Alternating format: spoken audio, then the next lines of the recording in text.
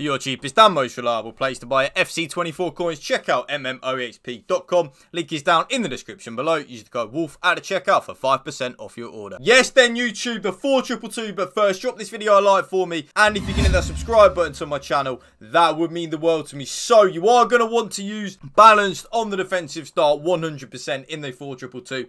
Like I've said in a lot of my more recent videos actually on the custom tactics. Check out trustdice.wing. Link is down in the description below. Enjoy 8,000 plus crypto games, up to 20% cash back, fast withdrawal system, and a 24/7 live support. You do have popular games in the casino, and you also have a live casino if you do want to check it out. Link is down in the description below. You can also use the sports section as well, whether it be the NBA, the Champions League, the Premier League, the Bundesliga, the NFL La Liga, anything you want. So remember to check out trustdice.win.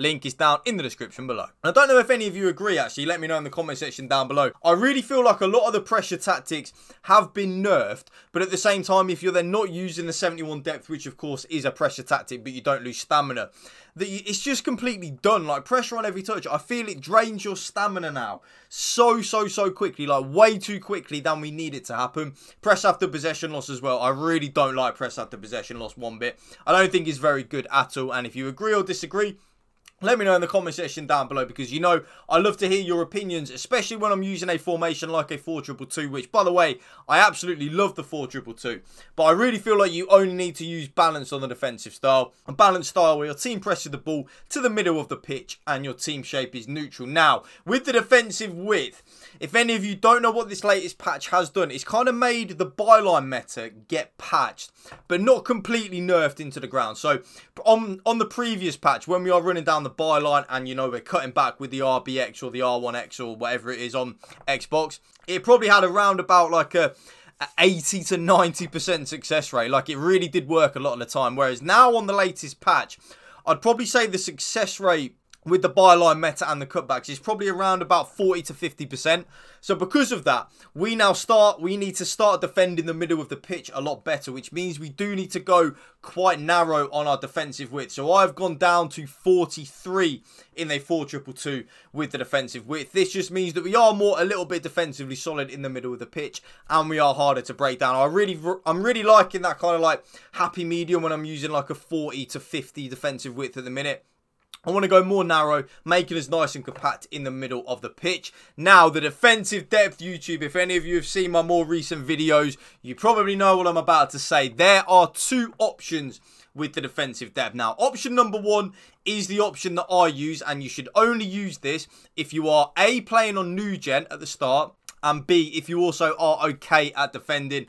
And that is, of course, the 71 depth. If any of you don't know what the 71 depth does, when we lose the ball, our team will automatically press and automatically offside trap up the pitch. But like if you were to use like a pressure on every touch and press after possession loss, your players' stamina would be absolutely drained and dead by half time. The 71 depth doesn't drain your stamina at all. It's kind of like a little bit of a glitch in the code, and it's why I use it. It is so overpowered and so broken. But there is a but.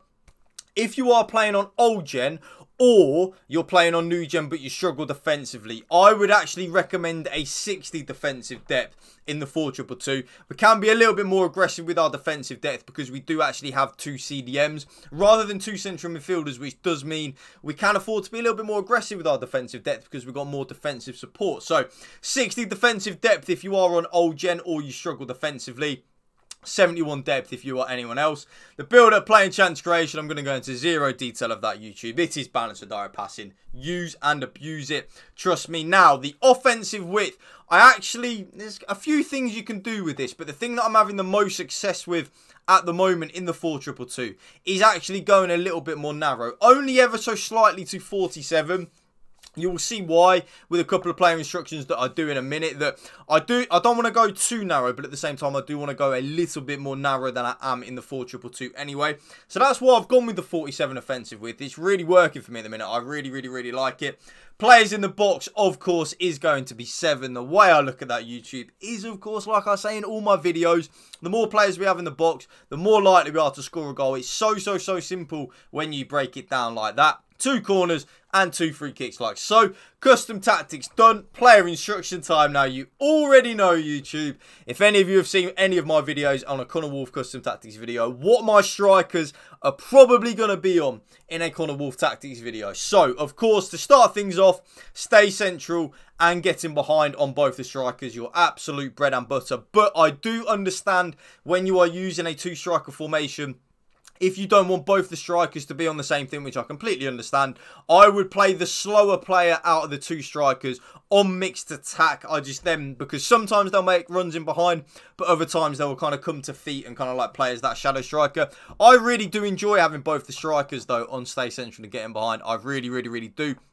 And then the comeback on defence does just make us more defensively solid. That is actually a defensive move, but at the same time, you can use it as kind of like an offensive move, because I want this gap here between my 2 CDMs and my 2 strikers to be closed off as much as possible, so that when my CDMs get the ball, there isn't a massive gap to my 2 strikers. The RAM is only on 2-player settings, so come back on defence, making us just more defensively solid, harder to break down, you know the drill, and the getting to the box for cross. That is so important, the getting to the box for cross. Having at least one or both of your cams on getting to the box for cross does just give us more offensive support, and just we will score more goals. The way I say it, like with the player in box, player instruct custom tactics at the start of the video, the more players that we have in the box, the more likely we are to score a goal, because the ball is going to land to our feet for a rebound and stuff like that. The Lamb is actually on a different player instruction. So to start things off, he is on the same as the Ram in terms of comeback on defence and getting to the box for cross.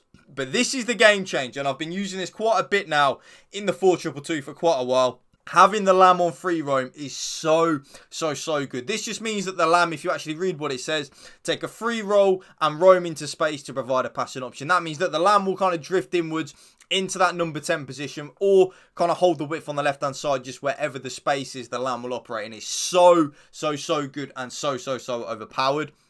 Because my Lamb is then on free roam, I play with my left-sided CDM on stay back while attacking and cover centre. So that left-sided CDM is like a traditional number 6. Think of it like a Rodri or a Boubacar Kamara.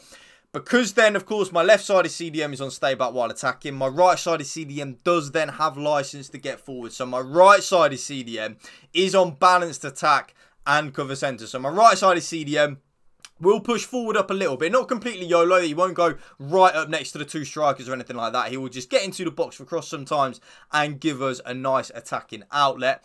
I then play with my right back on stay back while attacking, because, of course, my right-sided CDM is on balanced attack.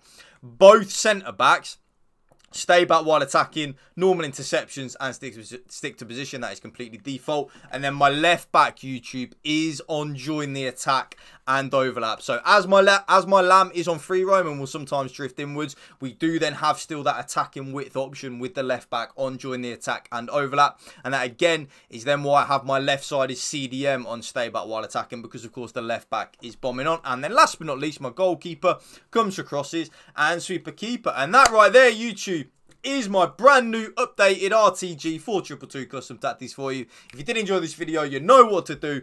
Drop it a like for me, and if you can hit that subscribe button to my channel, that would mean the world to me. Thank you for watching. Remember, spread the love and positivity. PMA, positive male attitude. Peace out. One love.